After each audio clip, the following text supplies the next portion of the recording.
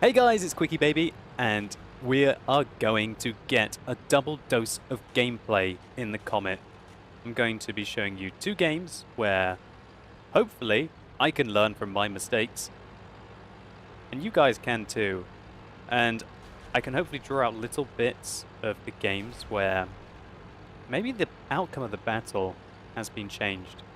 Now we're playing on Redshire. I'm making my way down the east of the map. We can see that the undulations here, the ridge lines, are a real great opportunity for the Comet to use its 12 degrees of gun depression to its advantage. Now this is a very nice matchup, an equal number of tier 8s, tier 7s, and tier 6s, so this is smack bang average for the Comet. Oh wow, there's a tier 6 British medium tank. He manages to hit me flush in the front of the tracks, taking them off, and doing 150 damage to me right at the beginning of the game. Great shot. So there's an IS there, a tier 7 Soviet heavy tank. He's very dangerous with his alpha damage. Got to watch out for him.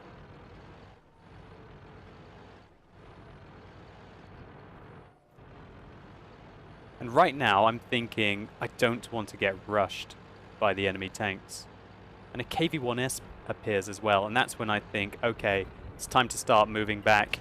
I have to get out of here. If they put pressure on me right now, I'm going to be in a lot of trouble. And I'm looking behind me and realizing all I have is a T-150. If that IS had pushed around that ridge line there, he could have easily put a shot into me and punished me. The KV-1S does exactly what the IS should have done, comes around the corner, fires a very clutch shot that he didn't aim, and it hits me flush. Now the enemies think they have the advantage and they're rushing over the ridges. I decide, oh god, it's time to be brave, so Robin, and get out of here, otherwise we're going to die. Thankfully, we've got a T-28 prototype with us as well. That gives us a firepower advantage, even though it is going to be a 3 versus 5 fight. So there's a Cromwell above. He's relocated from that lovely advantage point he had at the beginning. We put one shot into him, and now we get to unload on this T-150. And check out this DPM on the Comet. Did 376 damage to him in rapid succession. And now we're able to fire down on these heavy tanks below us. There's the Cromwell. We put a good shot into him. And now the situation has turned, where we have the advantage over the Cromwell. He has to expose the whole of his tank to be able to shoot me. And I'm keeping my turret hidden. I've got much better aim time than him with my vertical stabilizers. This Nashorn is now coming up after us. We have to take him out quickly. He has got a rather nasty gun. We'll shave off half of our remaining health. He turns his tank to the side. And he's panicking a little bit. He doesn't know what to do. Thankfully, we managed to take him out. Now we're going to turn our attention to the IS. Thankfully, the T-28 prototype puts a good roll into him. And now we're getting revenge on this KV-1S for his earlier shot into us. And we've helped that T-28 prototype survive. Now we're going to be engaging this Cromwell. Shazam! Oh no, not quite! And bam! We managed to take out the Cromwell there and help this T-28 prototype through quite a sticky situation. So some good teamwork there. So looking back on this did look like quite a grave situation. They had an IS, a T-150, a KV-1S, a Nashorn, and a Cromwell, versus myself, a T-28 prototype and a T-150. 1 for 5 is indeed not a bad trade, even though we did have that tier 8 tank advantage. The key moves that I really made here is I was completely caught out by myself here. It was the right move to fall back to get some ridge lines between me and the enemy. The enemy tanks made the fateful mistake of focusing on the T-28 prototype and allowing a Comet with 2000 DPM to rain death upon them from the side. I was very lucky that the KV-1S and the IS were so tunnel visioned on shooting this T-28 prototype that they didn't just turn and shoot me. If they had, they would have basically taken out half of the damage, but maybe they just underestimated the Comet and the DPM that this tank has, and that's something that you can never really do. Shout out to this T-28 prototype, Georgia 63 Invader. You held on really well as well, mate. So now that that situation is handled, we can make our way over to help the remaining team that we have on the other flank.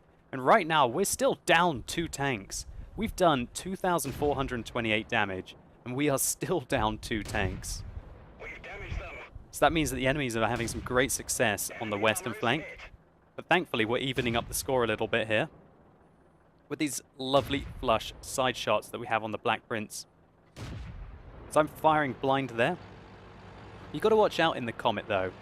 You don't really have that much ammunition in the tank. And firing all of those blind shots at the Black Prince was possibly a little speculative. And for all I knew at this stage of the game, I might need that ammunition to be able to carry it.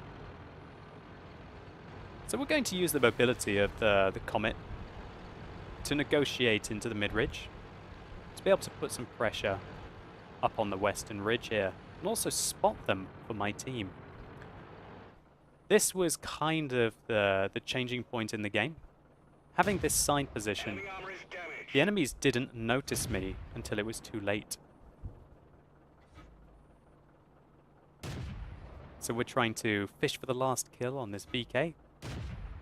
Thankfully we managed to take him out. And here's that Black Prince that we were shooting earlier. Put one into him.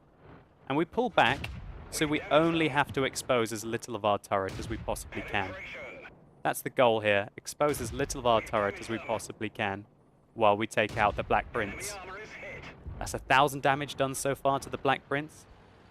And Georgia 63 Invader springs forth from the eastern part of the map and finishes him off. Now we've got the back of this AMX 5100, and that's where you want to be. Oh, the Tiger II puts the final shot into him just before a round would have hit. And that was another nice little bit of damage done there, making the total over 3,700. Now the game is looking very much more even. We have 4 tier 8 tanks, a tier 7 and a tier 6, while the enemies only have 3 tier 8s, a tier 7 and a light tank. Ah, there's a T25 AT. We bounced our first shot. I think about going for the Tiger II, but then I see this T25 AT is very interested in me. And so I start to put some pressure up on him instead. Now that ridgeline is no longer safe. I'm trying to avoid it. If I get spotted by the T25 AT, then the Tiger II, the Carnarvon, and the Pershing can just aim up on me. I've got a rock in the way between me and the T25 AT now, and so I can just unleash this 77mm upon the opponents below. There's the Carnarvon. Oh, not quite a kill for us. We're aiming back at this Pershing. And the goal here is to use the 12 degrees of gun depression and fairly good turret armor to engage the enemies while showing as little of our tank as we possibly can. And there we have it, an absolute textbook gameplay in the Comet, allowing us to demonstrate the strengths of the vehicle and finish the game off in style. The reason why we won this game is because the enemies underestimated a tier 7 medium tank and its DPM capabilities. And one of the key moments was when we were outnumbered, we managed to pull back and support our allies, and that's what you really need to do in your lightly armored high DPM tanks. Anyway, let's take a quick look at the post-game stats before we move into some more Comet gameplay. So that battle was nearly 17,000 WN8, and it was over 5,004 experience for our double, securing a high caliber and a Top Gun medal. Even though we had to fire all of those premium rounds, we still made a profit of 20,000 credits, with a huge total damage done of 4,500. With the 6 kills, 1,668 base experience. Our armor didn't hold up very well at all there. We got a bit unlucky. Of the 3 hits we took, 3 penetrated. But really, considering the rate of fire of the Comet, you just have to take your chances sometimes and keep the gun singing. Anyway, let's take a look at some more gameplay. So now we're playing on Lakeville. This is a nice matchup for the Comet. Only against tier 7 tanks, and a third of the enemy team are tier 6. Now I'm going to be very aggressive and try and spot as much as I can. So I'm making my way into the center. Now what I thoroughly don't recommend that you do is push all the way round. Do not push to here. This is a terrible position. However, this, on the other hand, is great. So that first shot wasn't very good. The second one was flush. We fire a third for good measure.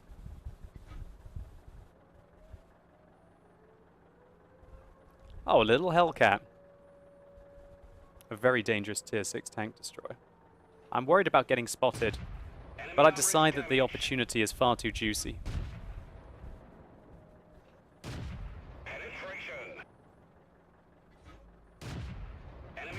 We were able to put in shot after shot. We fire a blind one,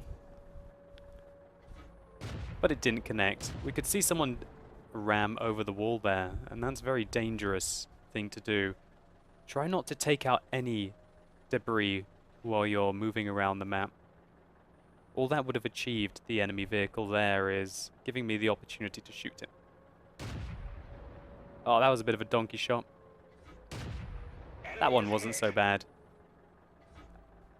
And we are getting all the opportunities here right now. I think that the SU-152 might have spotted me, but my sixth sense doesn't go off. I've got to think about what I need to do here, and I feel that the right call is to pull back. An SU-152, for all I know, might have the 152mm and will wreck me. I see that he's actually got the 122mm and that he missed his first shot. I know that he's going to reload quickly. Now that's a very important point there. If he was using the 152, and you can tell by the length of the barrel and the width of the barrel, if he's using the 152, I could have shot him about 4 or 5 times. Probably nearer 4. Maybe 3-4 times before he would have been able to reload to engage me. However, because I saw that he was using the 122mm, I need to be very careful. But thankfully, my 12 degrees of gun depression is allowing me to poke the hell out of his tank. He puts a good shot into me, takes out my commander, but he was going to die for it anyway. Now we've got a T-44 and a T-29 in the side. My commander got knocked out, and I put him back into the battle. Because without the commander, I'm not going to be spotting anything. Here we can see my turret armor is holding up well against this tier 7 medium tank. Second shell does go in though. This T-43 doesn't look like he can see us anymore. Spots us now. But we managed to punish him before he's even really able to aim at us effectively. Now we have the side of this medium vehicle. And I'm trying to loop some shells over into the KB3. Now I must say that the Comet does not have enough ammunition to be firing these kind of chancy shots. But sometimes they do go in, as we saw there against the Tiger P. Alright, this game is still a 50-50. Even though we've done 2,700 damage, we're only up 1 tank on the enemy team. Until that T-43 just went down, and now we're up 2. So I decided that I want to try and be aggressive and try and support our western pass. If we can sandwich the vehicles together, there's no doubt that we're going to be able to take them out very effectively. Here we can see an IS. I did spot that he doesn't have the 122mm. And he hasn't spotted us yet. So because he doesn't have the 122, that's going to change the way I'm going to play. I'm going to be less worried about how taking the second shell from him. So I'm just deciding that it's time to just stand and fight. Luckily for us, it looks like we tracked him as he moved. Now this T-20 is coming for us. I want to focus the kill on the IS first.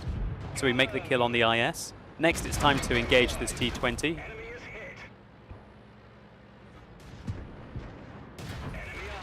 And we're punishing him.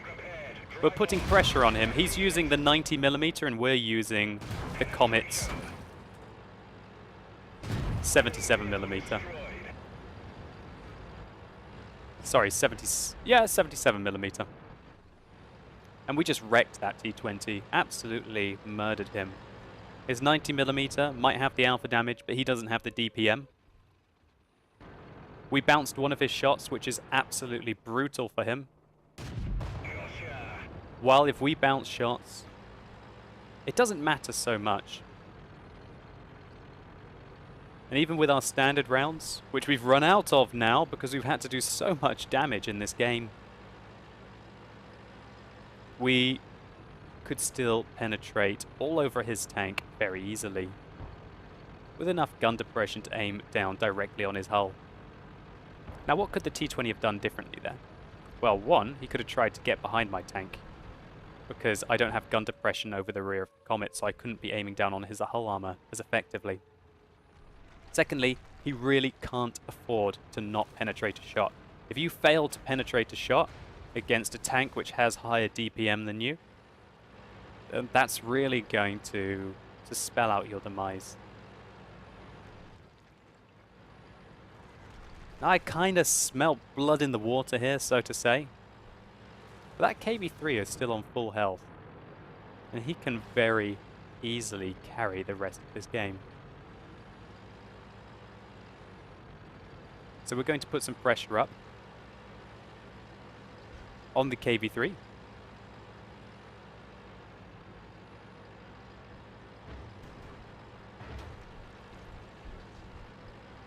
Now we spotted where the Hellcat is as well. It's only the M4 that we don't know where the M4 is.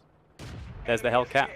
We put one into him, but we don't manage to take him out. Luckily the 88 does. Now we're trying to hunt the M4. There's the M4. KV-3's also been spotted. I heard him fire, so I know I've got some...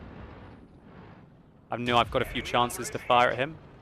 That was actually a misplay. I could have shot him twice there, considering the reload on his gun. But right now, I'm still quite worried about that KV-3 managing to somehow pull off this game. So we put a shot into the M4. Luckily, he doesn't manage to finish us off. And oh no, there's a KV-3! Luckily, he manages to only track us. We're putting shell after shell into his side. That was bad play. Oh god, panicking! Oh, I missed the shot! No! Oh god. Well played to the KV-3 at the end, taking me out effectively. So what could I have done differently in that situation? Well, I should have probably aimed for the KV-3's tracks. My only chance was to stop him, as I only had 17 health left, so I needed to be shooting his tracks at least twice to be able to take them off. Then what I could have done is either pulled back, or alternatively, if I locked him down in a position such as this, I could have made my way around him and either continued to safety down the alleyway, or if he decided to not aim at me, take advantage of his rear armor. This was still a really nice game in the Comet, one of the best that I've had. It's just a shame that at the end, I kind of donked out a little bit. Anyway, let's take a quick look at the post-game stats. So this was a big game. It was 22,000 WN8. We managed to pick up the high caliber medal and a top gun, with 5,190 damage done in a tier 7 medium.